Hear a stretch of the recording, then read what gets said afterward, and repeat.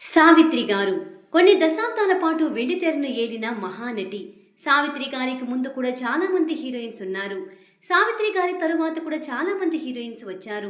కానీ మహానటి అనిపించుకున్నది మాత్రం ఒక్క సావిత్రి గారు మాత్రమే.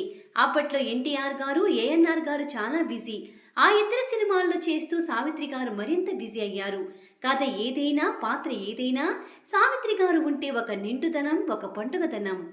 అలాంటి సావిత్రి గారి జీవితంలో ఎన్నో ఆటుపోట్లు, బయటకు తెలిసినవి కొన్ని, తెలియనివి ఎన్నో. అప్పట్లో సావిత్రి గారు ఒక తిరుగులేని కథానాయిక. అప్పటి స్టార్స్ చాలా మంది ఆమెతో సీన్ అంటే ఒకటికి రెండు సార్లు రిహార్సల్స్ చేసుకునేవారట. ఎంతో ఇమేజ్ ఉన్నప్పటికీ తన తోటి హీరోయిన్స్తో సావిత్రి గారు చాలా కలివిడిగా ఉండేవారట.